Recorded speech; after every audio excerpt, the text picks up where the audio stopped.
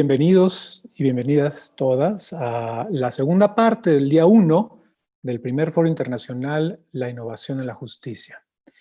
Estamos a punto de iniciar el primer panel de la tarde que va a tratar el tema de los procesos de construcción de paz. Los participantes son Carlos Juárez, presidente del Instituto de la Economía y la Paz, Karen Gallego, consultor internacional en temas de construcción de paz y atención a víctimas, Jimena Medellín, investigadora y académica del Centro de Investigación y Docencia Económicas, y Eleanor Thompson, directora de NAMATI, Innovación en Empoderamiento Legal. Ellas van a participar moderados por Daniela Malpica. Daniela Malpica es fundadora de Justicia Transicional en México y directora general en Justicia, Reconciliación y Derechos Humanos. Es licenciada en Derecho por la Universidad Iberoamericana y maestra en Derechos Humanos por la Universidad de Essex, en el Reino Unido. Dentro de su amplia experiencia en el campo de los derechos humanos, ha trabajado en la Secretaría de Gobernación, en la entonces Unidad de Asuntos Jurídicos de la Subsecretaría de Derechos Humanos, en donde desarrolló el área contenciosa y asesoró en temas de derechos humanos en la unidad.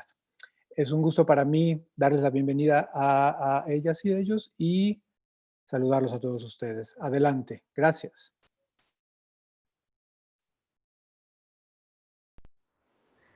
Bien. Pues buenas tardes a todas las personas que nos acompañan el día de hoy en este panel de construcción de paz. Primero que nada, pues agradecer a todas las organizaciones convocantes, muy en especial a México Evalúa por esta invitación y la organización de un tema tan importante, ¿no? La innovación en la justicia. ¿Y por qué este tema es tan importante? Pues porque alrededor del mundo y en distintas naciones estamos viendo cómo nos empezamos a enfrentar a distintos tipos de conflictos, a distintos tipos de violencia que muchas veces no encajan en lo que la teoría o la academia nos ha enseñado que son, que estos imponen grandes obstáculos para los países sobre cómo lograr acercar y cómo garantizar el derecho al acceso a la justicia de las personas que los habitan, ¿no?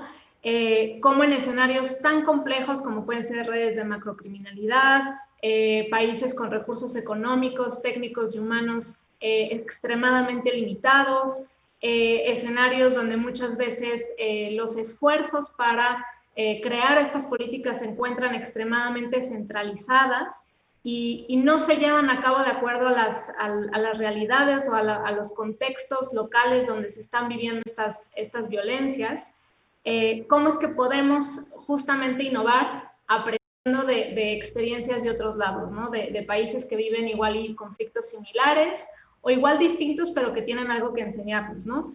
Entonces, pues, felicitar este esfuerzo para traer estos temas a la mesa, primero, porque en nuestro país, México, seguimos siquiera sin poder definir bien qué tipo de conflicto tenemos acá, qué tipo de violencia hay, y pareciera una obviedad, ¿no? Pero incluso aquí en México es una innovación si quiere estar hablando de construcción de paz, ¿no?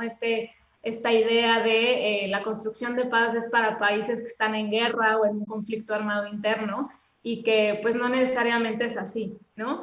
Y segundo es cómo podemos seguir fortaleciendo estos modelos porque para poder precisamente innovar y aplicar políticas públicas de justicia, pues también necesitamos aplicar políticas públicas que nos lleven a disminuir los niveles de violencia, ¿no? A lograr esta paz positiva, además que no sea únicamente la ausencia de un conflicto de violencia.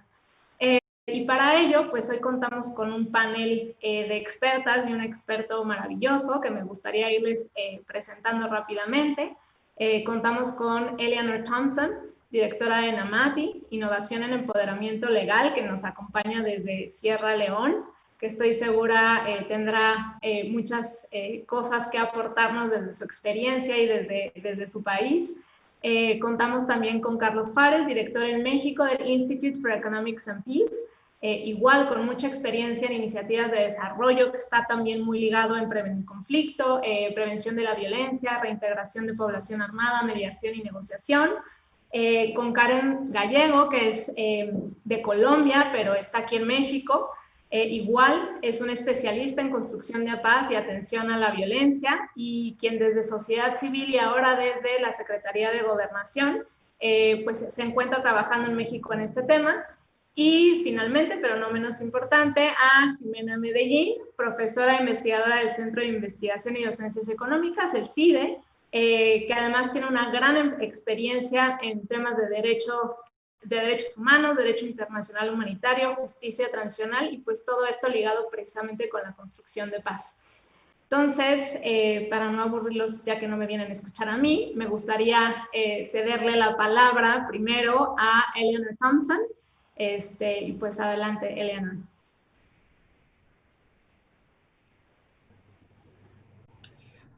Thank you, Daniela. Gracias, Daniela, y a los organizadores por haberme proporcionado esta oportunidad para debatir las maneras en las que nosotros estamos innovando para la justicia. Y en este tema importante, en el papel que los procesos de paz tienen en la innovación de justicia. Así que ahora les voy a hablar un poco sobre la construcción de la paz, no la manera en la que la gente esperaría que yo lo hablara.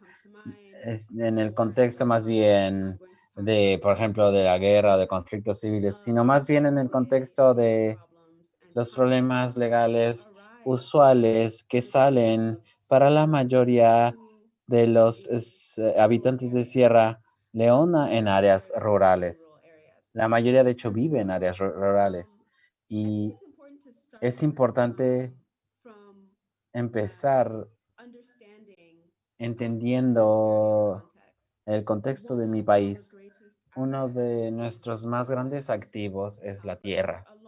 Pero durante mucho tiempo, muchos de nuestros habitantes, especialmente aquellos confinados a áreas rurales, caen en la categoría de aquellas personas, de esos 1.5 mil millones que Mika de Langen en una sesión anteriormente habló que del reporte de justicia para todos, que se menciona que no tienen justicia civil o administrativa, ¿no? Que no tienen acceso a este tipo de justicias centradas en resolver problemas, por ejemplo, de tenencia de la tierra. Uno de los problemas que nosotros hemos enfrentado es donde las personas pueden tener acceso a la justicia y resolver sus problemas de tenencia de tierra. Y se estima que un 70% de los habitantes dependen en cortes locales para resolver este tipo de problemas. Y eso incluye, por supuesto, tenencia. Pero ha habido un poco de investigación sobre el tema. Hay un estudio que acaba de salir por el Centro de Políticas Alternativas e Innovación que sugiere que las comunidades están cambiando o alejándose de sistemas de cortes que vengan del gobierno central, que es como normalmente ocurre en Sierra Leona. Y se están alejando de este tipo de sistemas y orillándose y acercándose a organizaciones como NAMATI, que son organizaciones de ayudas legales. Nosotros somos una organización que empodera de manera jurídica a las a los habitantes. Nosotros ayudamos a las comunidades para que sepan el uso de las leyes y que la puedan formar del mundo para proteger sus derechos de tenencia y el ambiente. Y este modelo de empoderamiento legal a través del uso de abogados se presentó durante casi varios años después de los conflictos civiles en Sierra Leona. De hecho, nuestros sistemas legales se habían debilitado, así que había esta necesidad. Y bueno, se explica por qué son tan importantes este tipo de sistemas. Así como es importante mantener justicia que venga de arriba hacia abajo, por ejemplo, en construir incluso a lo mejor una corte y se ha demostrado que no ha funcionado muy bien. De este mismo modo, la paz no se puede imponer como tal. Y para construir la paz no viene de arriba hacia abajo, es un esfuerzo que requiere de la participación de aquellos que se ven adversariamente afectados por el conflicto, especialmente aquellos de tenencia de tierra. Así que La innovación es encontrar diferentes maneras de crear un ecosistema en el que un gran número de personas tengan acceso a la justicia por sus problemas de justicia. Y la construcción de la paz no significa que la gente no va a tener desacuerdos o diferencias, pero se acercarán al mismo objetivo a fin de cuentas y no van a poner obstáculos adicionales. Y cuando pues, se puede, de algún modo, se puede resolver algún tipo de las disputas familiares, entonces pueden enfocarse en cómo es que damos gobierno a nuestras tierras como comunidad, qué tipo de reglas se deben imponer para que venga a lo mejor un inversionista de afuera o un forastero y no de algún modo viole nuestros derechos colectivos de tenencia de tierra. Y esta es la manera en la que la construcción de la paz y los procesos son importantes para este tipo de innovaciones de justicia, este empoderamiento, modelo de empoderamiento legal. No sé si vamos a regresar a este tema, pero quiero hablar un poco sobre el trabajo que hemos estado haciendo sobre la tenencia de la tierra y cómo representa una innovación importantísima para construir la paz en las comunidades. Nuestra organización crea comunidades empoderadas rurales en Sierra Leona al asegurar sus derechos de tenencia personalizados y mejora acceso a recursos naturales y de tierra.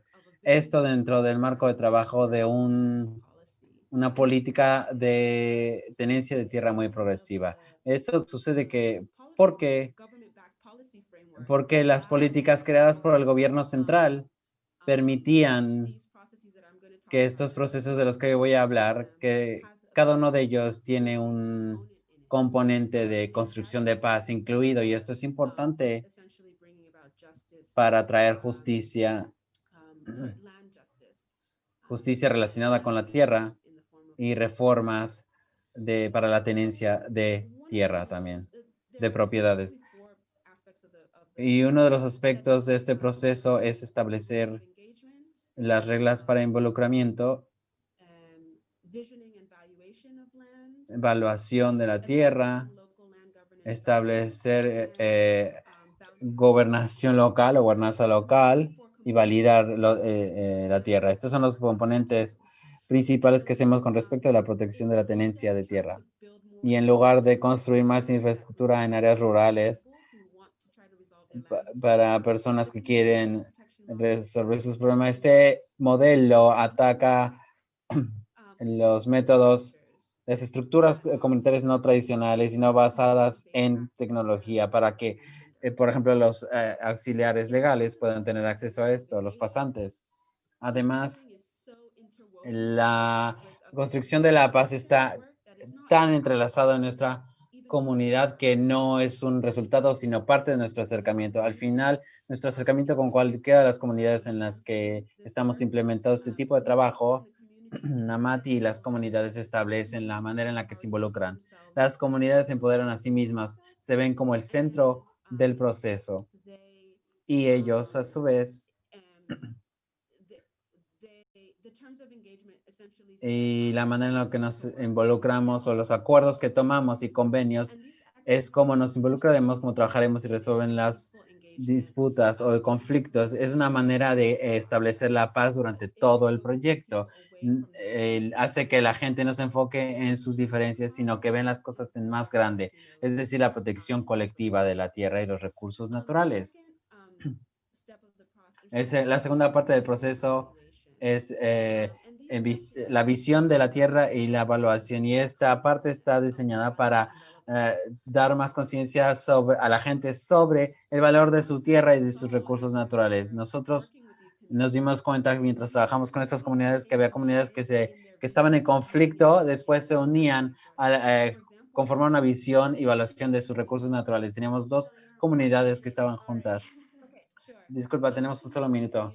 dos comunidades tenían muchos problemas sobre un riachuelo que pasaba cerca, pero durante su mediación se dieron cuenta cómo su relación conflictiva hacia que había una sobreexplotación de pesca y sobreexplotación de recursos, y de algún modo empezaron a manejarlo juntos, plantaron árboles y lo hacían en el interés de las siguientes generaciones. Y en este proceso de dar valuación a sus tierras, la construcción de la paz fue una parte importantísima. Y los pasantes pasan mucho tiempo en las comunidades creando reglas y estatutos. Estos incluyen reglas de cohesión social que incluyen muchísimos problemas sociales y demás, incluso hasta el uso de la lengua, ¿no? O promoviendo los derechos de las mujeres. Y los estatutos contribuyen también a la construcción de paz al prevenir y resolver conflictos. Incluso en el borrador las comunidades ya se estaban ateniendo a las reglas y cambiaban su comportamiento, y muchos de los estatutos dan prioridad a las estructuras comunitarias como su primer mecanismo para resolver disputas. Así que en lugar de una corte, tenías un mecanismo dentro de la comunidad que ahí mismo construye la paz y también la mantiene. Y así como implementar las reglas comunitarias. Ya sé que se me acabó el tiempo, así que voy a agregar una cosa muy rápida. Y es que como la construcción de la paz hace un mapa de la tierra, por así decirlo. Es importante para que la gente asegure su tenencia. Observamos un número de comunidades que cuando tenían una autoridad local, por ejemplo, los jefes, entendían el proceso y los pasos a tomar, no solamente mediaban los conflictos, sino que también hacían las veces de un embajador para la construcción de negocios agrícolas o con inversionistas. También cooperaban con los terratenientes para trabajar unos con otros y armonizar las fronteras y demarcaciones. Y todo esto es importantísimo en el aspecto de construcción de paz que viene de manera natural con el modelo de justicia comunitaria llevada por los pasantes de Muchas gracias, leyes. Eleanor. Definitivamente es algo muy interesante. Creo que lo que yo más me quedo es justamente como muchas veces estas instituciones formales a las cuales muchas veces se les apuesta tanto, cortes, jueces, no necesariamente significan acceso a la justicia para las personas. Y como dices, la participación de las personas es vital. Entonces, cómo a través de organización y de estos paralegales o abogados de la misma comunidad logran enfocarlos en uno de los principios de la construcción de paz, ¿no? Que es lograr envisionar un futuro conjunto, ¿no? A pesar de los conflictos, y que la comunidad y poder tener esta sustentabilidad a largo plazo es lo importante. Continuamos entonces, Carlos, contigo, y pues corren tus 8 minutos.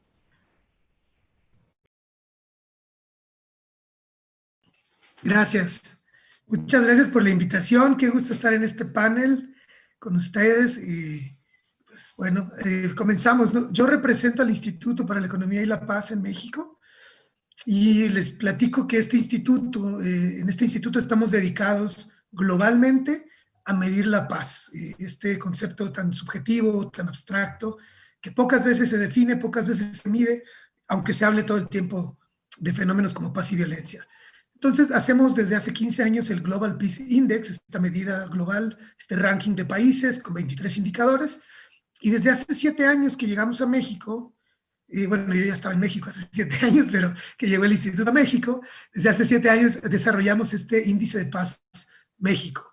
En la última edición que publicamos este año, analizamos algunas de las tendencias en el corto y largo plazo para tratar de entender estos fenómenos. Lo que decimos es que no podemos resolver un problema si no lo comprendemos, y no podemos comprender un problema si no medimos, damos seguimiento y analizamos a profundidad sus factores principales. Así es que, por ejemplo, en México hemos encontrado que a pesar de que hay una espectacularidad y un impacto tan fuerte del crimen organizado, y definitivamente es gran parte del problema. No es el único problema de violencia que enfrentamos. Vemos con mucha preocupación que así como las tasas de homicidio están muy impulsadas por el crimen organizado, hay otras formas de criminalidad que han ido creciendo, sobre todo los delitos con violencia también. Y esta es otra dimensión de la violencia. Dentro de esta violencia, estos delitos, vemos que formas muy específicas de violencia van también aumentando alarmantemente, como por ejemplo la violencia familiar, la violencia sexual. Ahora con la pandemia y el encierro, se espera que muchos de estos indicadores se estresen y crezcan, ¿no? Para no usar eufemismos, tenemos que decir muy claramente que vemos con preocupación que esta violencia sexual y violencia familiar es una violencia que se enfoca especialmente en las mujeres, y que la violencia contra las mujeres ha crecido de manera muy significativa y muy alarmante en México. En términos muy generales, lo que decimos es que la violencia interpersonal ha ido creciendo en los últimos años y no estamos atendiéndola de manera adecuada.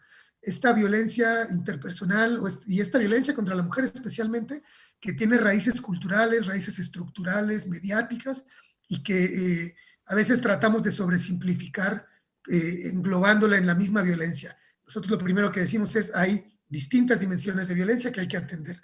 Creemos también que esta paz que estamos buscando, si bien la violencia se complejiza y se abre y nos incluye a todos, el concepto de paz tiene que ampliarse también, que es la contraparte natural. Y promovemos un enfoque de paz positiva, tomado de Johan Galtung, y hemos desarrollado a partir de la evidencia global y nacional que tenemos, un modelo, un marco conceptual que hemos llamado los 8 pilares de paz positiva. Lo que decimos es que, bueno, a partir de la pregunta de qué tienen en común aquellas sociedades, aquellos países, aquellas comunidades que suelen ser más resilientes a la violencia, que se recuperan más pronto. ¿Por qué un país puede haber un terremoto, como en México, que hay un terremoto y 3 años después hay gente viviendo en albergues temporales, no se reconstruye, no llega la ayuda, etcétera? Mientras que otros países, después del terremoto, a los 6 meses reconstruyeron edificios, casas, con mucha mejor tecnología de lo que estaban antes. Es decir, surgieron más fuertes, más resilientes. Y bueno, creemos que la evidencia, o lo que la evidencia nos muestra, es que esta paz positiva tiene que ver con 8 elementos. Tiene que ver 8 factores. Buen funcionamiento de gobierno, una distribución más justa y equitativa de los recursos, la libertad de expresión, una economía que ofrezca oportunidades a todos, un empresariado que se comprometa con los asuntos sociales y los problemas públicos, acceso mínimo, básico de toda la población, sobre todo las poblaciones más vulnerables, a servicios de salud y de educación. Pues un pueblo que está enfermo, malnutrido, que no tiene esta visión de largo plazo porque está sobreviviendo en el día a día, no puede proyectarse hacia el largo plazo y construir una visión de futuro para su comunidad.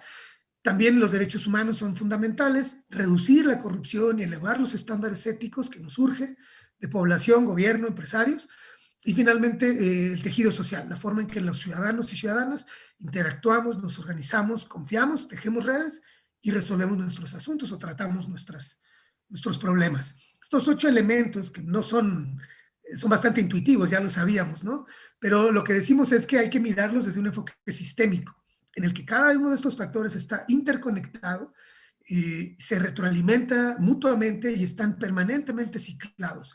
Esta complejidad es lo que queremos compartir con nuestros reportes, con nuestra investigación, porque creemos que hemos estado demasiado tiempo estancados en el paradigma de que la paz es igual a seguridad pública. En realidad estamos hablando de una paz más compleja, más integral, que incluya a todos los que vivimos en estas sociedades, y así es que hemos encontrado que esta paz positiva es una medida muy efectiva de resiliencia social. Por supuesto que no podríamos pensar, por ejemplo, en mejorar el funcionamiento del gobierno sin reducir la corrupción, sin invitar a que la educación también juegue un papel central, sin el apoyo de los medios y la participación de las familias. Así es que se construye un enfoque complejo, un enfoque sistémico, y pues lo que hemos visto es que todas las políticas públicas impulsadas, todas las estrategias suelen concentrarse en uno de los factores como si fuera un fenómeno lineal en el que una causa genera una consecuencia y ahí termina todo. En realidad, lo que decimos es que desde este enfoque necesitamos estrategias multisectoriales, multidisciplinarias, necesitamos ponernos creativos, imaginativos, porque todo lo que hemos hecho hasta hoy no ha funcionado. Hemos roto los récords históricos de homicidios cada año durante los últimos 3 años. Este será el 4º año en que rompamos estos récords históricos.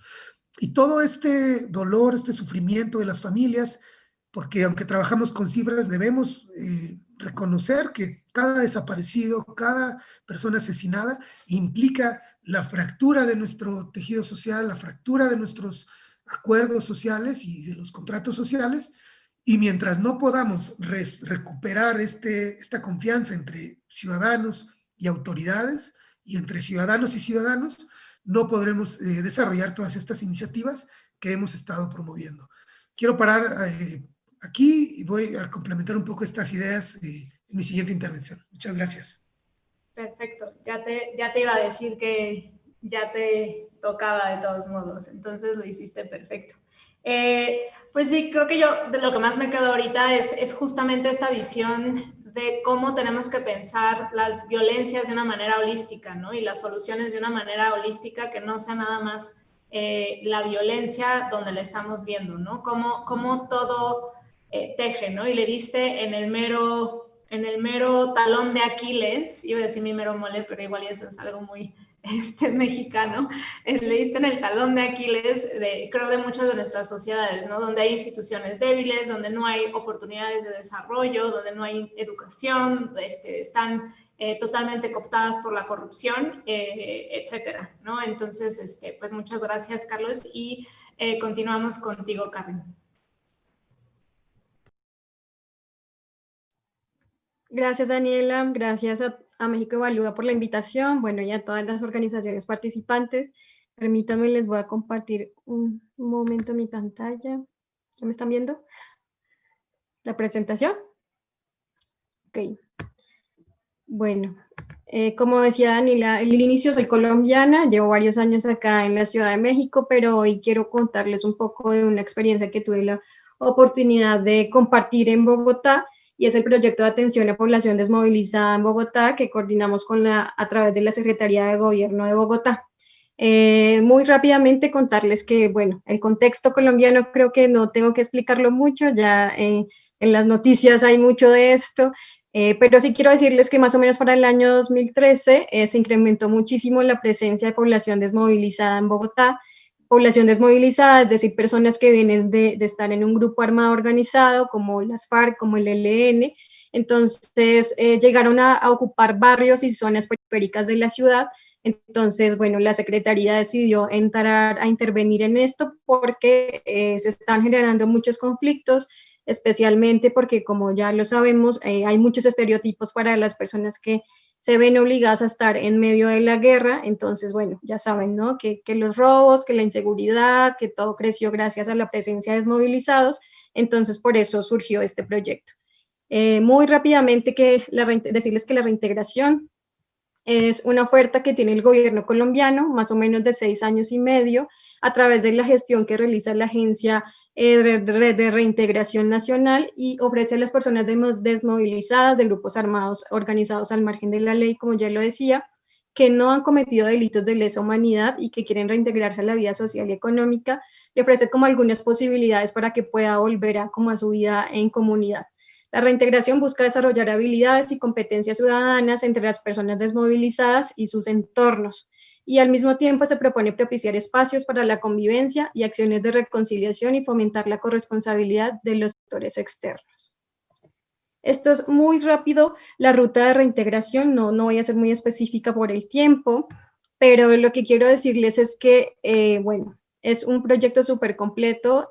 Yo tengo muchísimo orgullo de haber coordinado el área de construcción de paz, porque creo que es un ejemplo para muchos países que a lo mejor no han llegado a este momento. Entonces, muy rápidamente la ruta de reintegración empieza en el número 1, donde tenemos que pues las personas dejan las armas, reciben un código que le da el gobierno colombiano que se llama CODA, luego empieza todo el proceso de como red de reintegración y de restablecimiento de derechos también. Lo primero que se hace después de que se otorga este código es la atención, la estabilización familiar, buscar las redes de apoyo, dónde están los hijos, dónde están sus papás, tratar de organizar la familia. Después viene el componente de salud y es que la agencia garantiza que las necesidades de salud de la persona desmovilizada y de su entorno inmediato, que es su familia, estén cubiertas. Luego viene la atención psicosocial, que es súper importante y que no es voluntaria, es obligatoria para que puedan continuar en el proceso, porque, bueno, pues si nosotros nos afectamos con ver noticias de guerra o de violencia en México, imagínense estar en el marco del conflicto, dentro de la selva, portando armas, bueno, y cometiendo pues muchas cosas que a lo mejor nosotros no. Entonces viene la atención social para la persona desmovilizada y para su familia. Y después viene ya el componente educativo, que es ya si quieres estudiar, si quieres emplearte en alguna organización, pero requieres un conocimiento específico, la agencia como que te da estos conocimientos. Pues es importante resaltar lo que está aquí abajito, que es que si las personas vuelven a delinquir o se ven en algún proceso de involucrados, se acaba la ayuda de la agencia y pues del programa de gobierno. Después del componente educativo viene la inserción económica, que también es súper importante porque pues muchos vienen de estar bajo el salario de una organización delictiva, entonces cuando llegan no encuentran en qué trabajar, muchas empresas no lo reciben, ¿no? Es un poco lo que pasa también con las personas que han estado en cárcel, entonces es bien compleja, pero bueno, lo que se busca con este proyecto es que haya una inserción económica eficaz. Se me pasó a decirles que también está la formación para el empleo, que se hace a través del SENA, que es un instituto de capacitación a nivel nacional. Entonces ahí también es como esta formación para el trabajo, para que también las personas desmovilizadas tengan estas herramientas. Luego sí viene la inserción económica y el servicio social como octavo punto, que es justamente para que vayan teniendo esta interlocución con las comunidades, para que no llegues como de primera vez después de estar en el conflicto y haya ruido entre la comunidad, que haya esta concertación, que hayan participado en proyectos comunitarios, que se involucren a través de las juntas de acción comunal, bueno, etcétera.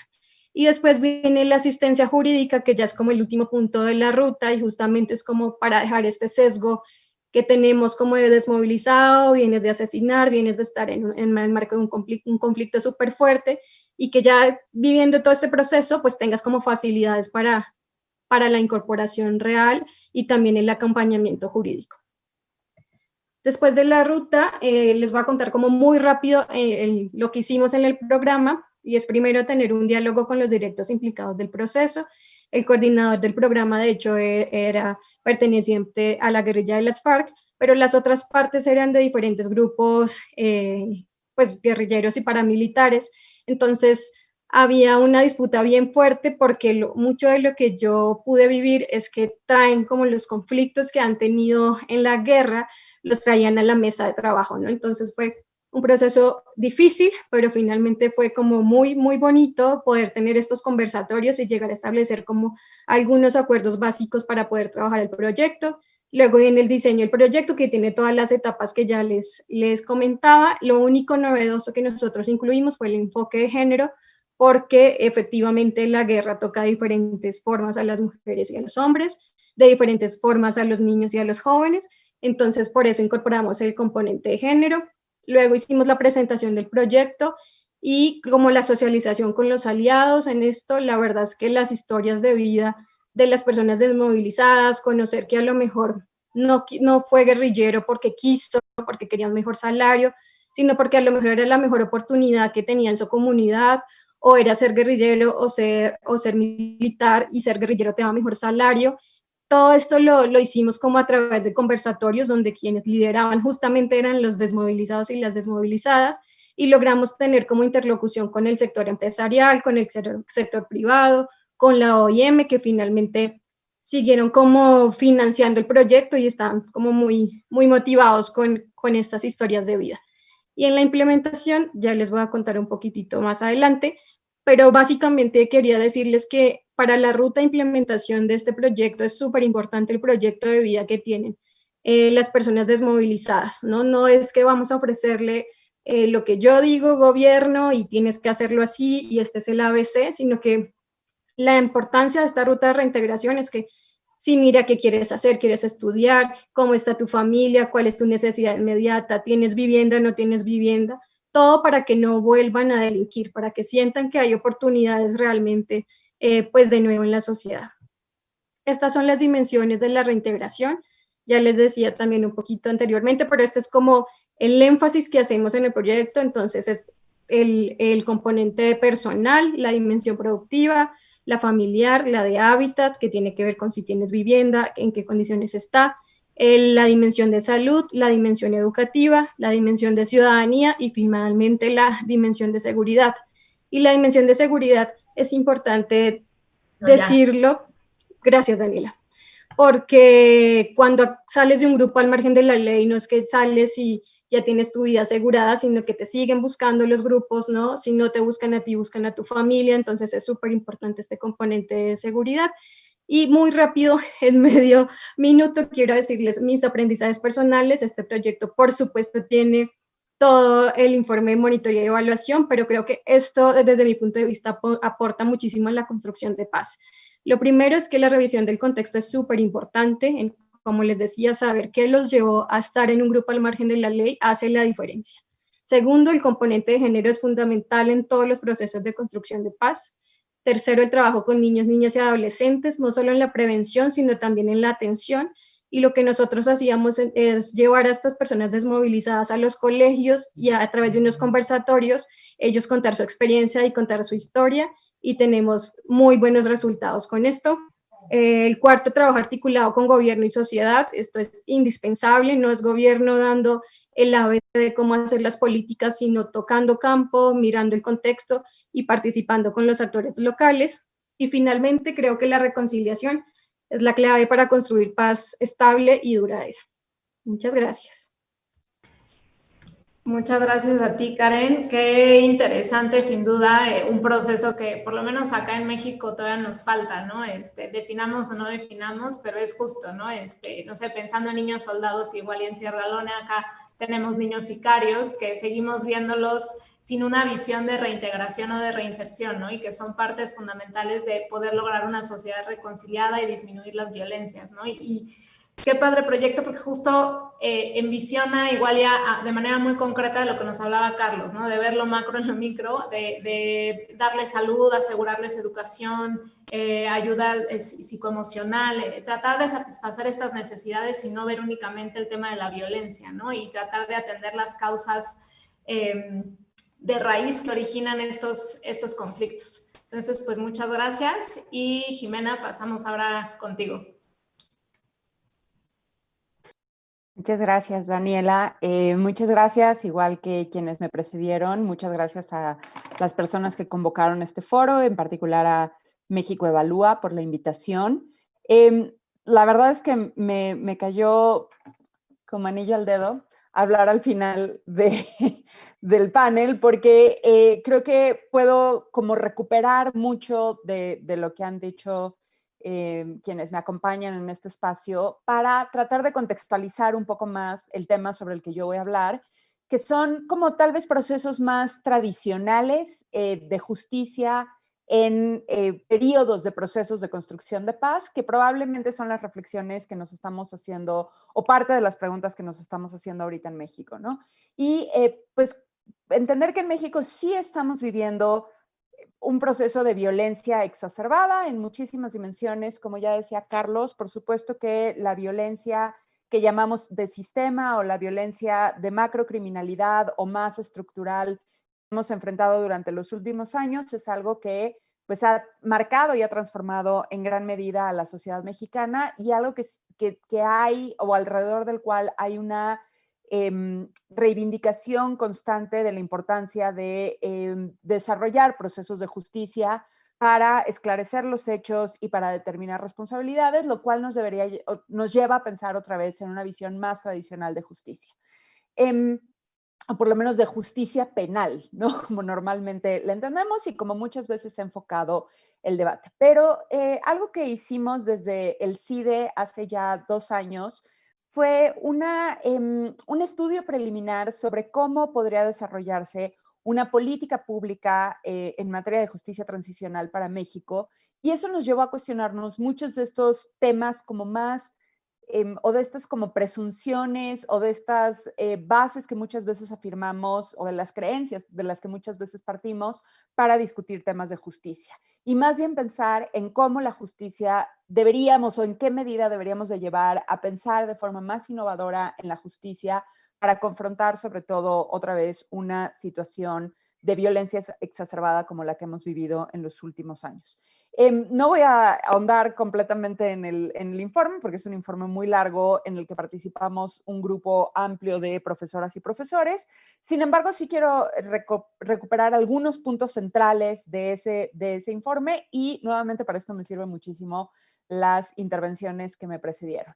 Uno de ellos es empezar por darnos cuenta o por entender que el sistema de justicia penal, sobre todo tradicional, no está diseñado ni está pensado, y en la mayoría de los casos no va a tener las capacidades, aún pensando que sea un extraordinario sistema de justicia, para responder a procesos de macrocriminalidad, de violencia generalizada, de violencia sistémica o estructural, ¿no? Entonces, eso ya en sí mismo nos lleva a un debate de cómo empatamos estos procesos de justicia que pueden tener un objetivo o una finalidad más específicos en el marco de un proceso de construcción de paz, con procesos que pueden estarse dando en paralelo de construcción o consolidación de las instituciones penales. Sobre todo porque este debate nos los topamos en México cuando estamos, como todo el mundo sabemos, en el marco del fortalecimiento de las instituciones de procuración de justicia y en particular de las fiscalías, de la Fiscalía General y de las fiscalías estatales, ¿no? Entonces, ¿en qué se complementan? ¿En qué tienen que separarse? ¿Cómo ayudamos a fortalecer? Pero al mismo tiempo, ¿cómo no confundimos uno y el otro? ¿No? Ese, digamos, sería un primer proceso, y no nada más con la Fiscalía, sino también con otras instituciones, cómo estos procesos se relacionan con otras instituciones ya creadas en el Estado mexicano, como la Comisión la Comisión Ejecutiva de Atención a Víctimas o la Comisión Nacional de Derechos Humanos, ¿no? Ahí hay toda una construcción institucional que debemos de tomar en cuenta. Otro punto que me parece muy importante es, que también tratamos de enfatizar mucho en el informe, es cómo procesos de justicia, como sea que los concibamos, se vinculan con otros elementos necesarios para un proceso integral de paz. Y en esto, tanto lo que decía Karen como lo que decía Eleonor me parece muy importante, ¿no? Reconocer que llevar a cabo juicios o llevar a cabo investigaciones de corte penal más o menos tradicional es solamente una parte, una pieza del rompecabezas, pero si pensamos que ahí se termina un proceso de construcción de paz, nos vamos a quedar muy cortos, como decía Carlos, ¿no? O sea, cuando pensamos en procesos de paz, necesitamos pensar en dimensiones mucho más holísticas, que exceden esta visión otra vez más tradicional de impulsar investigaciones, de impulsar casos, por mejor estrategia procesal que tengamos, por mejores teorías de participación o autoría que podamos impulsar. Nada de eso va a ser suficiente comparado al reto social que implica la construcción de procesos de paz. En tercer término, agregaría también el tema de la participación pública, ¿no? Ya lo han dicho en distintos momentos, tanto, bueno, las tres personas que me precedieron, pero aquí también me parece que hay una clave fundamental, sobre todo si pensamos que los mecanismos de justicia que se puedan adoptar pueden alejarse de mecanismos más tradicionales de justicia e incluso puedan llegar a requerir espacios o criterios de selección de casos, de priorización de casos, de posibles medidas o beneficios penales para conseguir la cooperación, de acuerdos reparatorios, etcétera. Eso lo tenemos. La base jurídica puede estar en el sistema jurídico mexicano. Sin embargo, es muy importante que las personas, sobre todo las víctimas y movimientos de víctimas que han estado o que han resentido directamente la violencia, puedan participar en el diseño de estos tipos de protocolos o mecanismos para no sentir, más bien, yo lo que diría es, ese punto de la participación es lo que puede hacer la diferencia entre una percepción de impunidad en un sistema que necesita seleccionar casos o priorizar casos y un sistema en donde genuinamente se ve una actuación estratégica, pero una actuación que da resultados, digamos, sociales, más allá de si se puede resolver cada caso en individual, ¿no? Cosa que creo que tenemos que reconocer que ya estamos lejos en México de poder investigar, procesar en toda la extensión de la palabra cada caso de desaparición, de ejecuciones, etcétera, ¿no? Pero creo que ahí la participación social es una pieza clave para que un proceso como estos no termine sintiéndose como impunidad, sino que realmente se conciba como una actuación estratégica de las instituciones de justicia y al mismo tiempo, como decía, tienen que estar relacionadas con todos los demás elementos del proceso de paz para que haya una respuesta integral a las demandas sociales. Y por último, también, con esto termino, diría vincular o pensar, no nada más como estos procesos se vinculan con otras instituciones ya existentes o con otros elementos del proceso de paz, sino con otros niveles de conflictividad y con las respuestas que vamos dando a estos.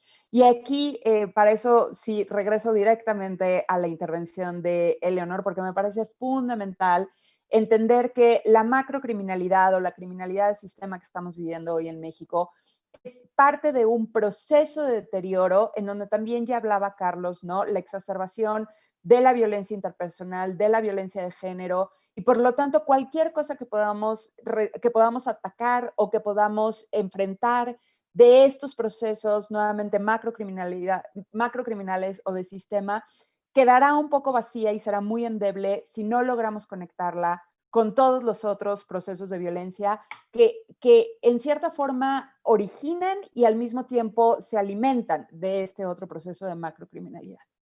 Entonces, digamos, esos serían los 4 puntos que creo que nos dan cierto marco, o que para nosotros en el estudio dieron como cierto marco de cómo tenemos que pensar procesos mucho más innovadores de justicia y salir de una visión más tradicional de la misma.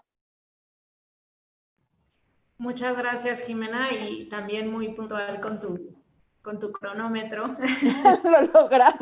Lo logramos. Igual, ¿no? Me quedo con lo que dices y que creo que se han complementado muy bien todas estas intervenciones, ¿no? Desde el estudio de la justicia transicional es solamente una parte en la construcción de paz para poder abonar, ¿no? Y como muchas veces, por lo menos en el caso mexicano, nos faltan estas otras experiencias o empezar a envisionar estos otros factores que vamos a necesitar para poder bajar los niveles de violencia y poder trabajar en una visión de conjunto, ¿no? Desde qué va a pasar con las personas que forman parte ahorita en un grupo de la delincuencia organizada, un cartel, todos los factores que necesitamos trabajar, desde la lucha anticorrupción, el desarrollo de la economía, ¿no? Las empresas, incluso como el respeto mismo a derechos laborales, ¿no? Ahora que está justo la reforma acá en México, también tiene que ver, y por supuesto como los conflictos locales, desde lo local, que acá también en México y en Colombia también ha habido mucho pleito por el territorio, pues empiezan a alimentar y acaban alimentando un conflicto mucho mayor, ¿no? Y pues bueno, hay algunas preguntas del público, hay unas específicas a Eleanor que por ahí me gustaría comenzar. La primera es, ¿se han logrado medir el impacto del empoderamiento de las comunidades a través de de esta organización en la que tú estás y de las actividades que realizan? Y la otra es, si hay resistencia de las instituciones formales ante estas prácticas, ante estas actividades que ustedes realizan.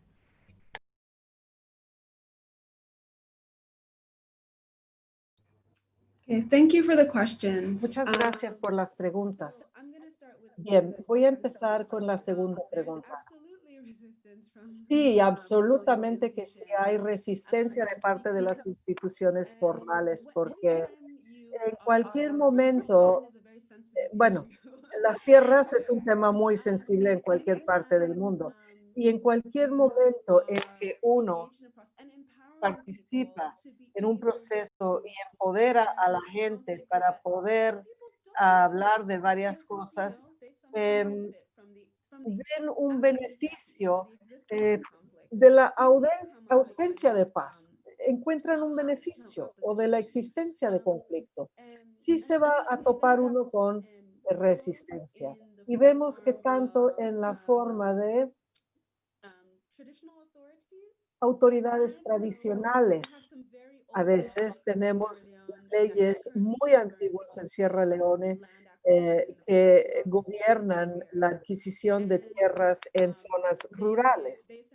Estas leyes empoderan y dan custodia de la tierra a autoridades o a jefes de grupos.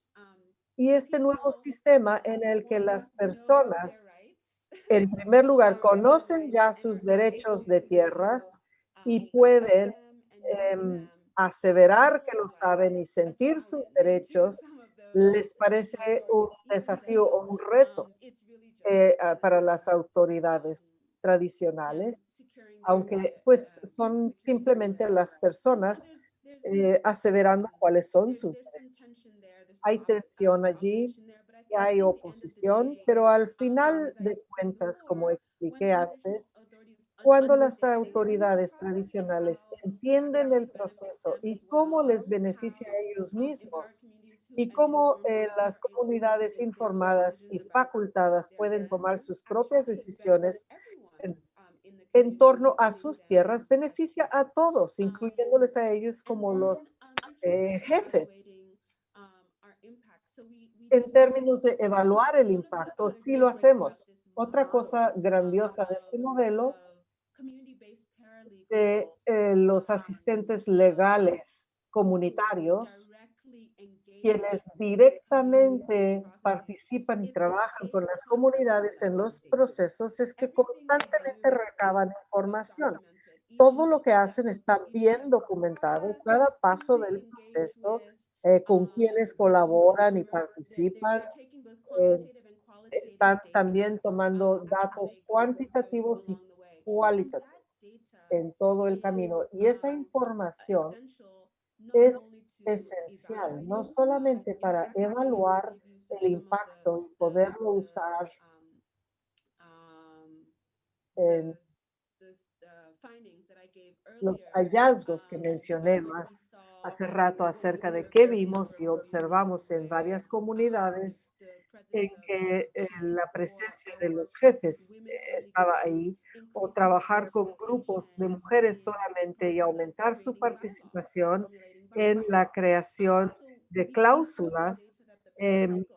Y eso es gracias a la información que están recabando los asistentes legales, es que podemos llevar a cabo estas mediciones y evaluaciones. Otra pregunta, que esta me gustaría Thank dirigirla a Jimena. ¿Qué herramientas se pueden utilizar para innovar en materia de derechos humanos? 2 minutitos para tratar de responder esa pregunta, Jimena.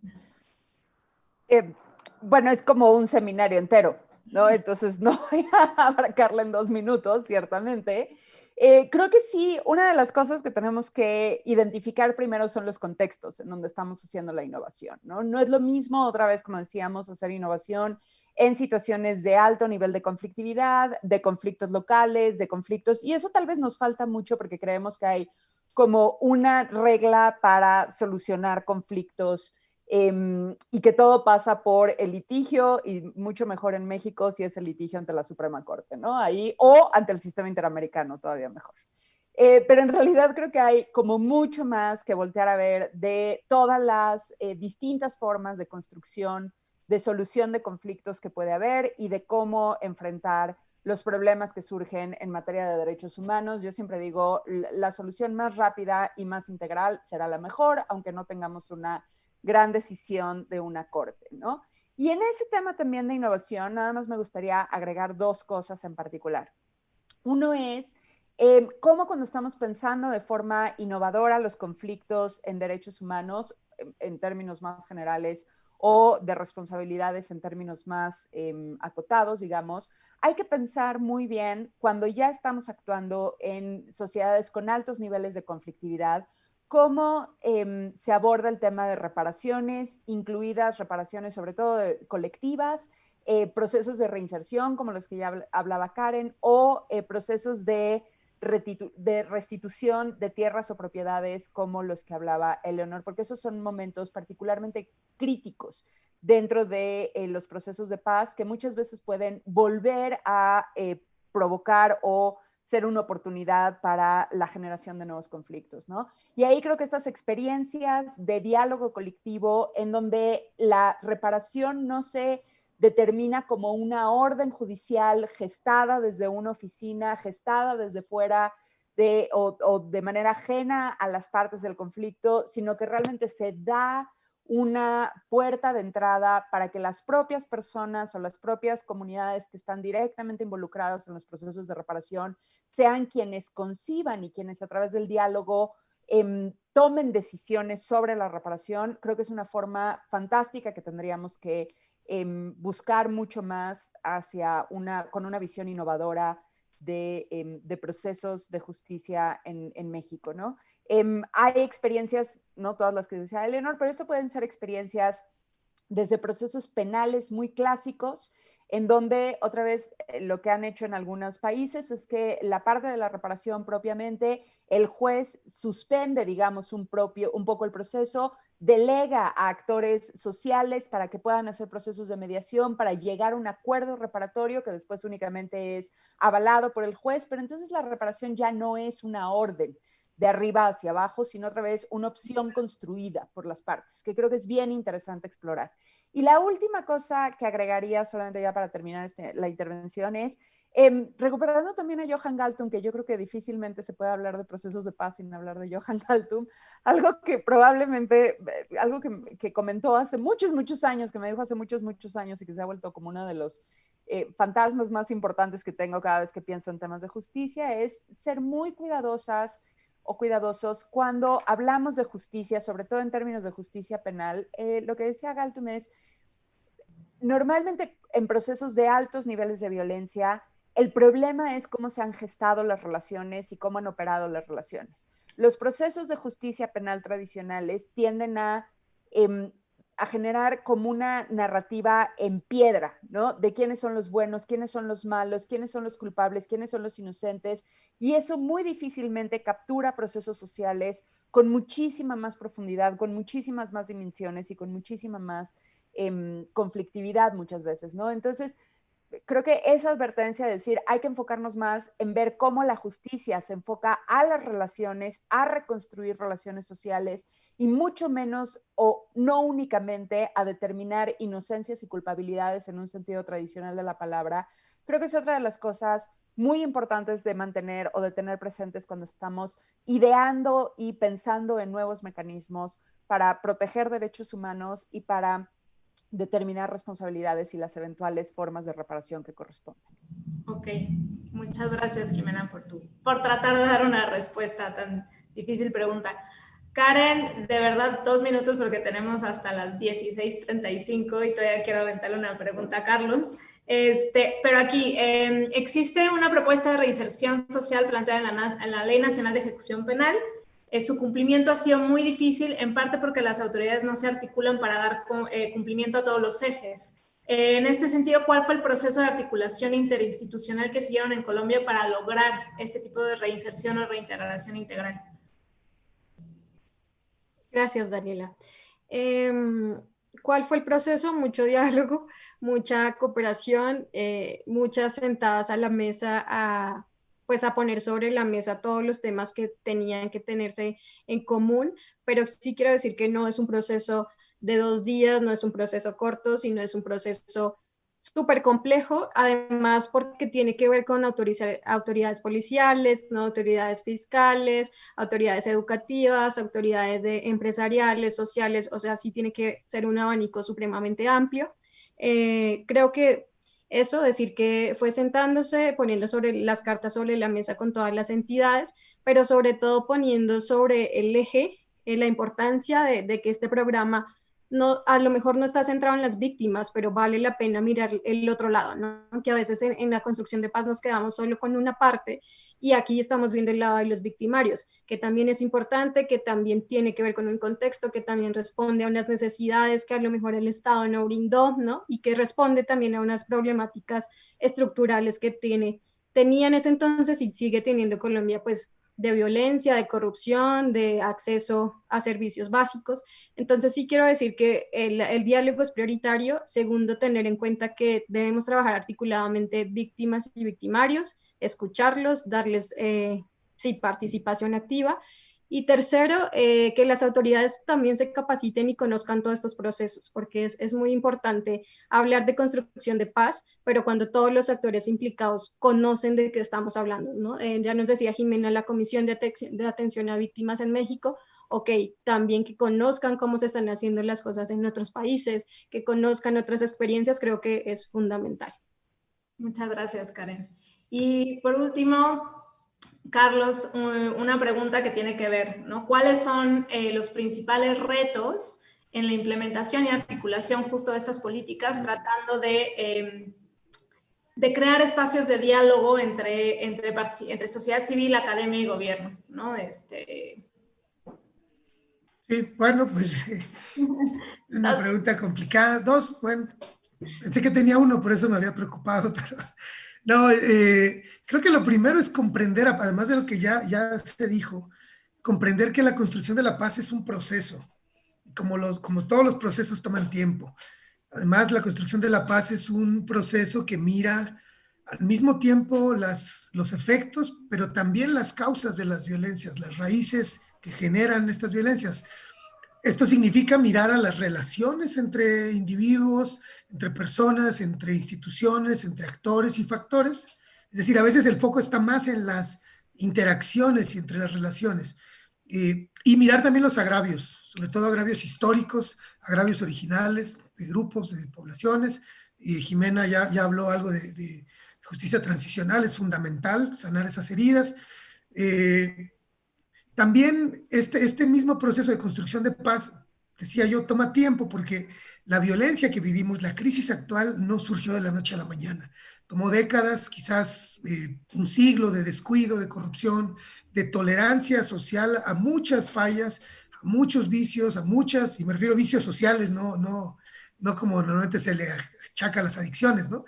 Entonces, este proceso busca transformar esas relaciones, muy comúnmente busca encontrar nuevos balances cuando hay desbalances de poder, desbalances en la distribución de los recursos, etcétera. Entonces, esta paz también que estamos tratando de construir debe incluir a todos y a todas, no puede quedar nadie fuera, no puede quedar nadie rezagado. Entonces, eso nos obliga a mirar también, otra vez, al tema de la vulnerabilidad. ¿Quiénes son las poblaciones más vulnerables? Normalmente son los mismos de siempre, los que viven las injusticias, los que sufren la impunidad, los que viven la violencia, los que son victimizados una y otra vez. Ahí están las víctimas de la violencia. Concretamente, pensando en los retos de cómo lograr esto, yo creo que en nuestro país ya es hora de que tengamos, ya sería hora de que tuviéramos una agenda de construcción de paz. Es decir, a 14 años del inicio más grave de esta crisis, no tenemos un rumbo claro. En el mejor de los casos, se construye una agenda con cada sexenio, pero también sabemos que la agenda de construcción de paz del país no puede estar en manos de los actores políticos ni de los gobernantes, porque ellos obedecen a otras dinámicas partidistas, de autoimagen, no sé, de administraciones. Esta agenda tiene que estar en manos de estos actores que mencionas, academia, sociedad civil, gobierno, pero más todavía, empresarios que han estado muy ausentes, las iglesias, las familias, es decir, esta mirada amplia de la paz tiene que incluir a muchos actores, si no es que a todos los actores sociales. Claro, no podemos construir una agenda amplia, una agenda que mire lejos en el tiempo y que abarque a todos los actores sociales, no podemos construirla si estamos divididos socialmente. Y aquí yo presento quizás de lo que yo diría que es el reto actual más importante, que es resistir la polarización de que estamos siendo objetos en este país. Y en Latinoamérica y en el mundo también. Pero hablemos de México. Los actores sociales, los actores políticos, los actores gobernantes, ya concluyo con esto, los medios de comunicación, los empresarios, las familias, todos nos convocan a polarizarnos y a asumir posiciones extremas y a considerar a las personas seres unidimensionales. Solamente importa por quién votaste, por quién vas a votar, si eres hombre o mujer, si eres feminista o antifeminista, si eres esto o aquello. Entonces, trascender esto, el antídoto contra la polarización es el diálogo, y solo así podremos entonces empezar a construir esta paz que se parece mucho, la paz positiva, a la resiliencia social. Esta resiliencia que hoy nos haría más resistentes a la crisis de violencia, a los desastres naturales e incluso más resistentes a la pandemia de COVID-19 que estamos viviendo ahorita. Ay, pues, gracias. Muchas gracias y en ese tenor que gran cierre, que este es el primero de muchos diálogos que podamos empezar a tener en México sobre justamente esta agenda de construcción de paz. Eleanor, Carlos, Karen, Jimena, fue un gusto haber estado con ustedes en este panel y pues una vez más muchas gracias a México Evalúa y a la audiencia que nos estuvo acompañando en esta hora tan difícil después de comer. Y pues sigan disfrutando de todos los paneles porque sin duda aportan a esta discusión.